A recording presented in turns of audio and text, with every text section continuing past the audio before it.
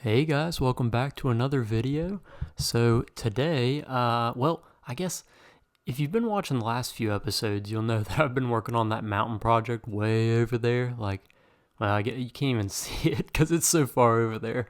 But I've, I guess I put a lot of dirt down in the last one, and now I need a lot of stone. And I do have a lot of stone, but I don't have enough stone to build a giant mountain range like one of these and one of these.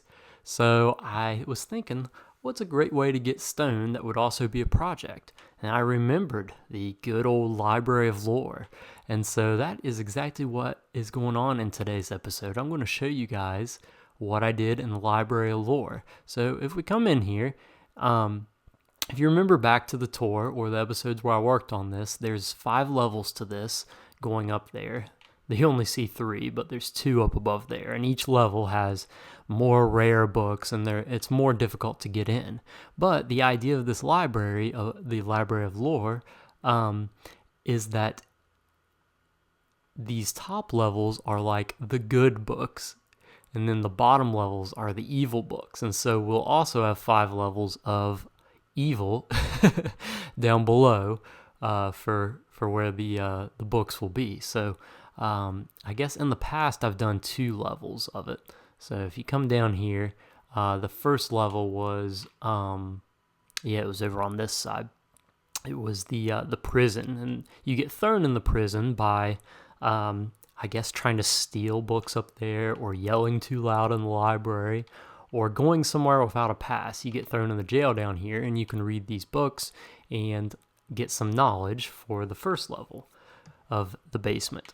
And if you escape and get into all these places, you can read all the books, thus completing the level, which is the goal for everyone in this library, is to read every book, of which there is obviously a ton, but some people have a lot of time on their hands, I guess.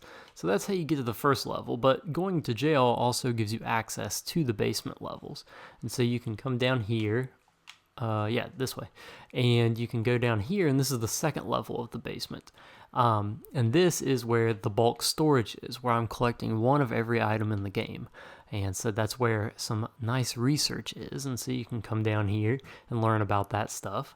But as you know, we need to keep going down. So we need to go down to the third level. Third level, it gets a little bit more dark and a little bit more eerie down here as you go on down. So this is all new stuff. That's stuff from the past, but this is what I worked on this week. So you come down here and you enter into this huge room. It is so cool. I absolutely love this. This is actually the first time I've used blue lanterns, which I love the kind of vibe to this. And just look at it. It's so big and kind of, I don't know. I just love the kind of the architecture in here with these pillars. So these are like polished diorite pillars, and they look very nice underground. I don't use them a ton above ground, but underground I think they look really, really nice. And so that's over there. And then up above here, you can see it's pretty intricate as well.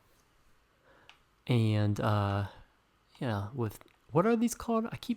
I'm trying to remember what these are called. They look like little eye blocks, like little eyes coming down. But all the roof is kind of intricate like that. The walls are all detailed. And then we have these like recessed kind of areas in the back. And what this is actually a burial ground for all of the kings. So up until this point, until the present day, I think there's been 12 kings, and so they're all buried down here, obviously with a few extra for some room for more. But this is where they're all buried at. So we have the first ever king of Catalagerwin, Jonathan Laropi, 5049 to 5086. And you come in here, and this is where he's buried. Pretty eerie. So you can come down here and learn about the kings and stuff. And eventually I'm going to work a little bit more on this room and put some books about each of the kings inside of their kind of burial chambers. But we'll get to that at another episode. By the way, clearing out all of this filled up like 2 double chests full of stone. And so that makes it about 4 double chests in total that I have right now of just stone. So that's a really good start. So hopefully that'll at least cover a couple mountains as I continue to work on that. But let's go on through the kings. So we got Banshee Hankness, 5086 to 5094. And so these have all been covered in the lore. We've made it up to King Fleam. Yeah, Nedward Fleam is current day in the lore that we're talking about. But Oscar the Scary Torque, yeah, he was a funny one. Nedward Fleam, 5102 to 5130. And so in the lore, obviously it's in the past, but it's current day lore-wise. Keep on going. Vork, Heart Attack Clamp. Obviously, had a heart attack, only lived 3 months into his reign as a king. That's why he got nicknamed the Heart Attack. Pretty strange. Crud Stevens had a decent little time. These are the ones that haven't been filled yet. So you can come in here. They're not... You can put the body in there for the folks that will be buried present day, I guess. Then we got Old Yem. Old Yem was like, sir, he was in charge for like 100 and something years. I guess that's why you get the title of old next to your name. Cartoon Gerald, Fungus, Sleepyhead Gregathy. We'll have to see why he was called Sleepyhead in the lore eventually.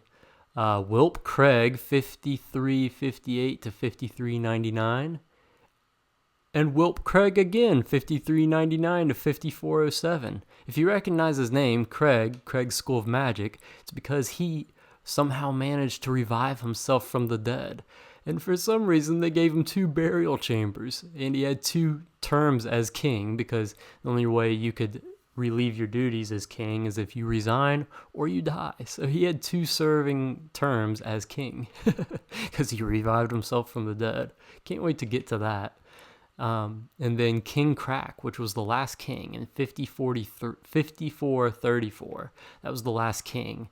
And then obviously in current day, there's election pending for the next king, but we'll get into all that eventually as we meander through the lore and the history of this world.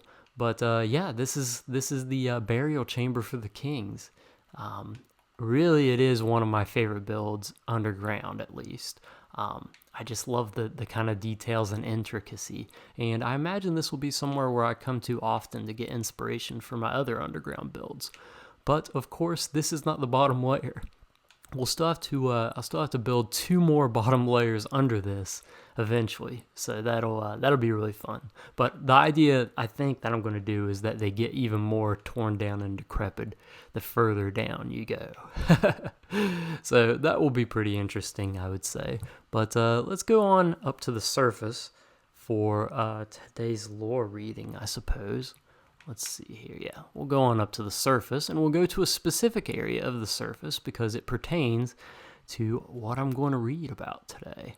So it's actually pretty close to the library, but probably a build that I haven't spent too much time on. This is actually something that my brother built a long time ago when we first started the world, like 8 years ago. And that is the Slayers Guild right here. And so I'll go ahead and start reading about it. All right. After several months of mass immigration, or transport rather, the city began to fill to its brim.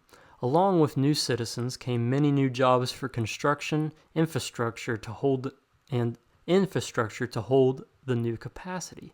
To everyone's surprise, it seemed the economy bolstered and the city of Catalgeron improved as a whole with all the new changes. That is, except for one thing. The Red Flag was not the only controlling faction in the region. To a similar extent, Vandalia had its own Red Flag, and they were called the Slayers Guild. Although not solely bent on discovery and power, the Slayers Guild offered many other similarities to the never-before-challenged Red Flag.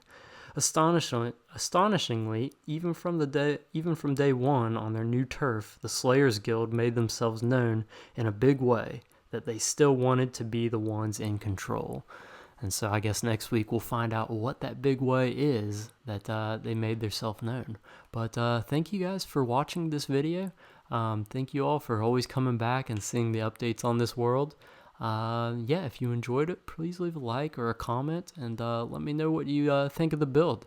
And yeah, I'll see you all in the next one.